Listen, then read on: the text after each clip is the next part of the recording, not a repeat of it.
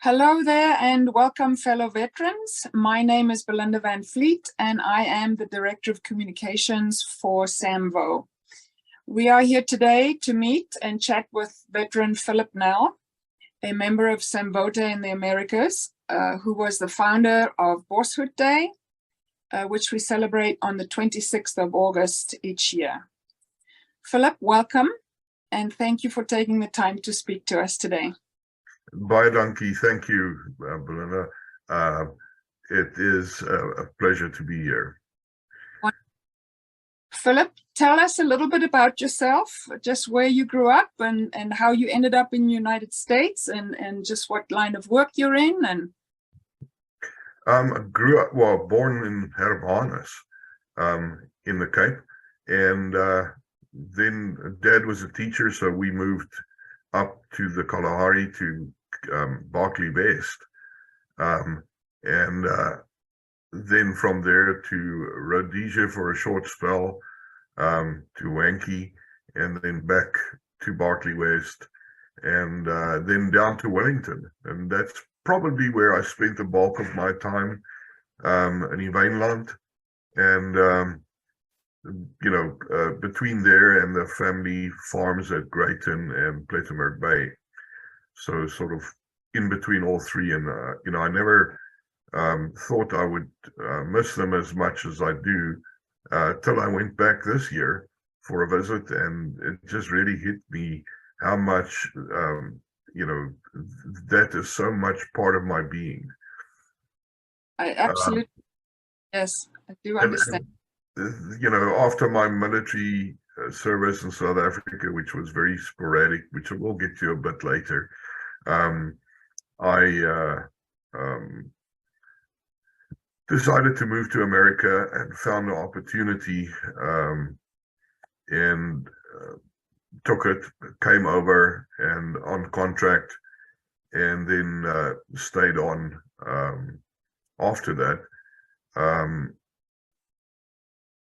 At the moment, I'm working for the Oregon Department of Human Services, which has an Office of Resiliency and Emergency Management. So I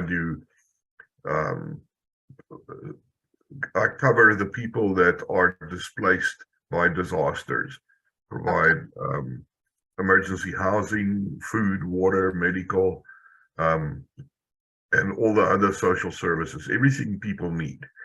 So I don't fight the fires, but I take care of the survivors. And with the Oregon and California fires, that's quite a bit of work. Very similar to the Garden Route 2017 fires in South Africa or the Cape Town fires. So yeah, it's interesting work, and in addition to that, I also teach and am the senior faculty member and academic director for the Royal College of Surgeons in Edinburgh, Scotland, a program in remote and offshore austere environment medicine. So, and that's the office behind me that I have in Scotland when I go. Okay. Well, that's extremely interesting. What a wonderful calling. It's a mission, is what it is. It's not a job. Yep. So tell us about your military service. Okay, not very illustrious. I wish it was. I wish I could say I've done all kinds of things. Well, I did. I stood guard and I cleaned the, kitchen patrol and, all of that. I started off like most in South Africa at that time as a army cadet at school, and really enjoyed that, and then decided I'm going full-time in the military, so joined the Marine Corps and was inducted into that, went up to Saldanha, and then from there to Simonstown, where we did the bulk of our training, and then after the war in Angola finished, or towards the end of it, the Marines were disbanded as a unit. And I had the option to leave the force or go elsewhere in the military. So I decided to go to submarines, SAS Beerman, and served as assistant counter intelligence officer,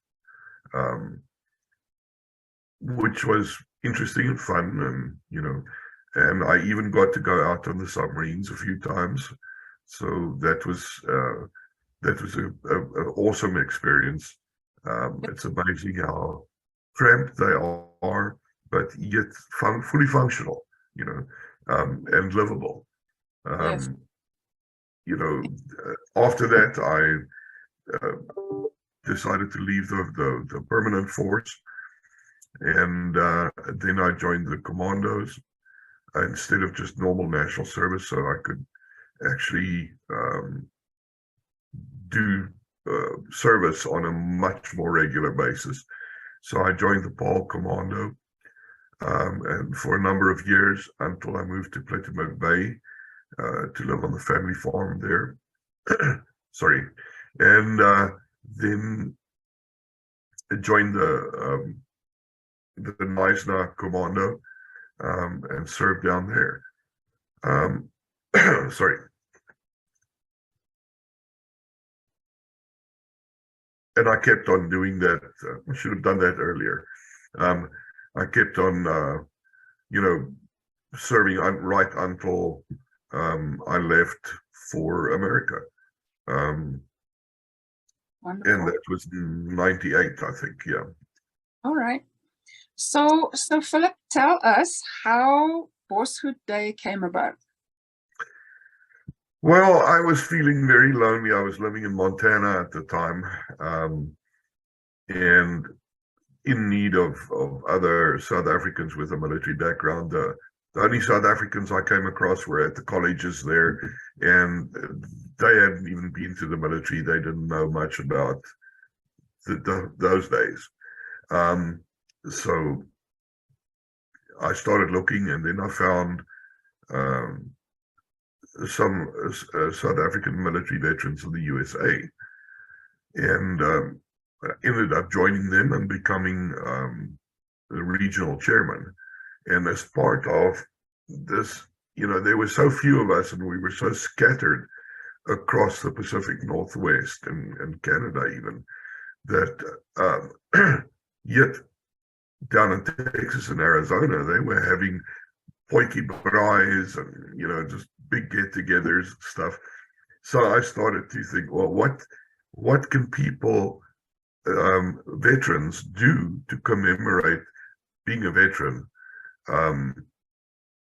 if they are so dispersed? If you're just there on your own somewhere in some state, what do? You can go and braai on your own, great, but what else? There must be something. So I came up with the idea of trying to find something that's recognizable, that is impactful, and has historic relevance. So the Bush War, the start of the Bush War.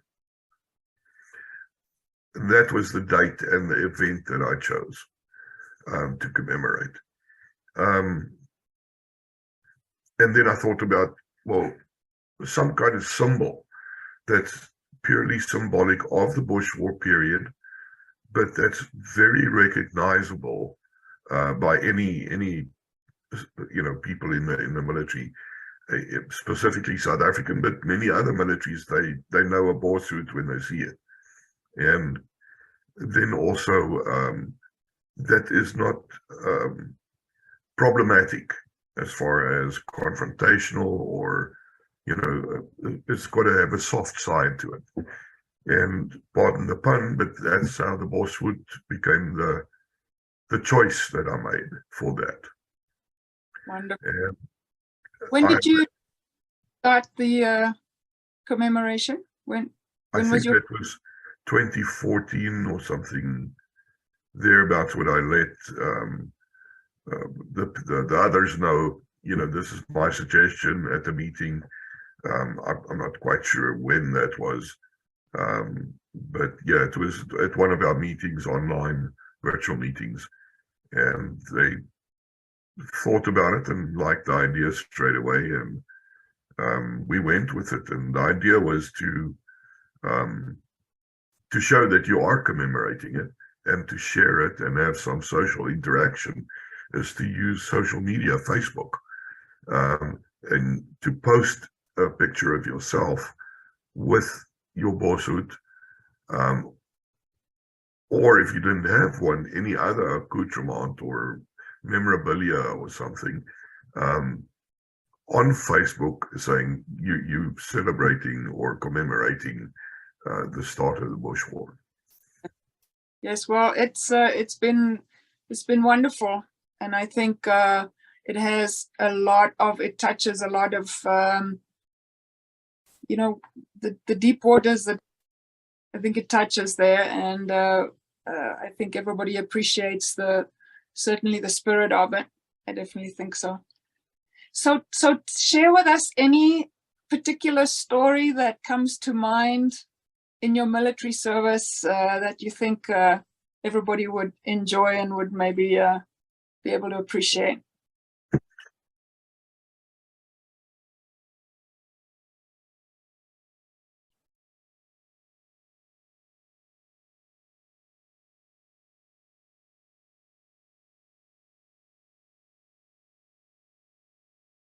Sorry for the guy to whom it happened.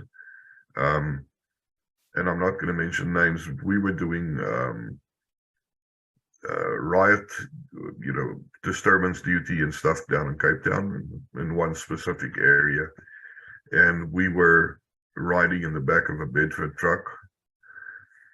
And this NCO in charge was sitting right at the tailgate. And he must have drifted off into a nice deep snooze, because we went over some corrugations in the road, and for whatever reason, he thought the truck was choking off and stalling. And he woke up, and as he woke up, he just jumped out the back of the tailgate with a shout, "Let's push, boys." And of course, yeah, he ended up in sick bay. He wasn't a very happy camper. Oh, that is funny. That's funny. Thank you for sharing that. Well, it's been an absolute pleasure to chat to you, and it's been very interesting. Thank you for sharing all this information and the insight. And we thank you sincerely for your service. Thank you, Belinda. I much appreciate being on here.